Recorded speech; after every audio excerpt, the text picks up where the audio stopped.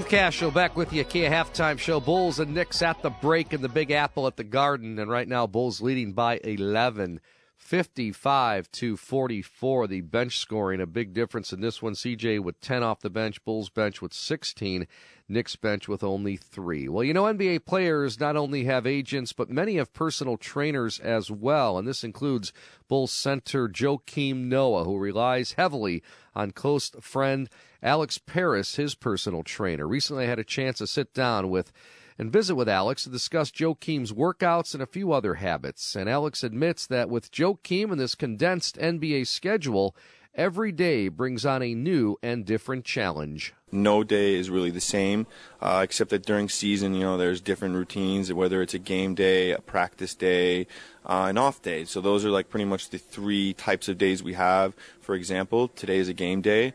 He woke up, he had shoot around, so we made his big protein shake. He came back, he likes to take his nap. And then usually around 2 or 2:30, we will go downstairs in the gym that we built downstairs in the basement. It's a full gym, and we'll get a little workout in. Depending on how he feels, he'll let me know, what's going on with him, what he did with the training staff, and what he wants to work on. And we go from there. And sometimes it's off the top of the head what we do, and sometimes I plan it. It just really depends on injuries, energy levels, and a lot of things. So that kind of makes it fun. Players throughout the years have told me on this show that they get stronger by lifting weights during the season, not only in the off season, but, you know, that's how I think Michael Jordan and Scottie Pippen and some of the great Bulls always got through. They learned that through the years.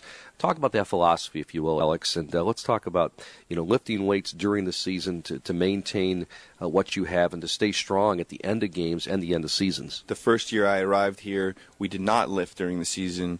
And that off-season, we lifted all off-season, and he put on some nice muscle and came out storming the next year.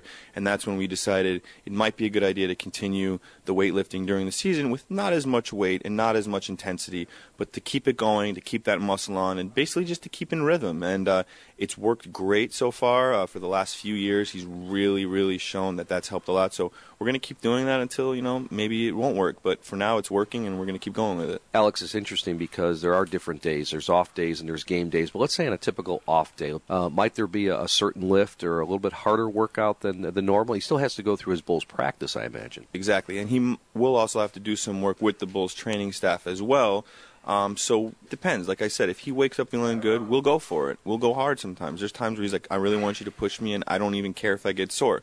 Let's do it. You know, during the summer, we'll train hard, and he'll get sore, and then he'll go play pickup, you know, with guys like Blake Griffin, Kevin Love, or Russell Westbrook, you know, in L.A., and he does fine, and he does great. So we've kind of like realized he can play with muscle soreness. It's not necessarily like a big factor in his performance, but I mean, then again, we're not going to go ahead and have him squatting big weights and pushing heavy weights and bench pressing and all that and make him like sore to the point where he's like tired, you know. It's all a matter of like going how you feel. But tomorrow, being an off day and a practice day, before practice we'll get up and we'll probably do like a 20 to 30 minute weightlifting session. Let's talk about this season, okay, because he's had his good games, his bad games, a little bit inconsistent, I'm sure fans would say, but everybody loves Joakim. Some people, Alex, will say he didn't come to camp in shape. There was very short training camp. Some people will say that the season snuck up on a lot of guys, including Joakim. How do you answer that? Can you tell us about what went on in November and December, and all of a sudden we had a season? Yeah, it was kind of a crazy off-season, and we bounced around a lot. Joakim played in France for a good part in the Euro Championships and did really well there. And I think that helped him in some aspects, but at the same time also hurt him because he's the kind of guy that you really want to save all his mojo for all the big games during the NBA season. But at the same time, there was a long stretch of no games, and it did keep him in game shape. I took a little offense to, you know, when people are saying the out of shape thing because I know how hard we worked and all that stuff. We actually worked with Coach Donovan in Gainesville at the University of Florida. With Chandler Parsons, who's actually off to a great start, too. I think he benefited from the training. We all worked together. I think just in general, like you said, it was a slow start for a lot of people because I think it was a lot of games fast. I think that was more the reason than him being out of shape. But he's definitely putting it together now, and I'm excited to get him back on the court strong. When you see the inconsistency on the court, does that affect you at all? Do you guys change workout habits or eating habits or anything? Because I know Joakim, after some games, has been frustrated. He wants to get it together. Other games, he's been a real star. 100%. All that stuff affects us all the time. We have to make adjustments and adapt to what's going on. If he has a bad game, we talk about it, and we talk about what happened and, you know, what he can do to help the team win. At the end of the day, Joakim truly is a team guy, and when they get the win, that's all he cares about. But, he wants to be able to help them in every game and every win. So we adjust strategies, we adjust training days, we adjust lifts, adjust meals. Sometimes it's good to kind of like ease the mind a little bit. It's not always good to just be clean. Sometimes you got to eat some pizza and kind of clear your head and start again. Visiting with Alex Perris, personal trainer to Joakim Noah. Let's talk about after the game, okay? Players get done, finally out of the locker room sometimes 11 o'clock at night.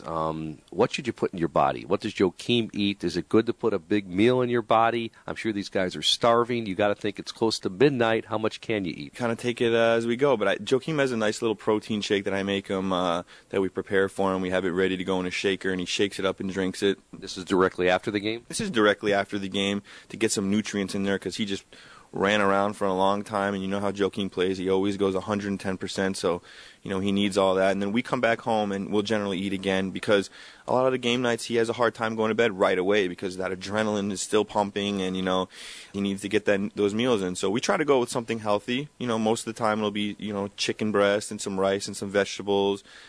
Usually don't go with steak that late, but lean meats, maybe some fish, vegetables. We would try to go pretty healthy most of the time during the season. That's Joakim Noah's personal trainer and close friend Alex Perris. We're at the half in New York. Bulls leading the Knicks right now.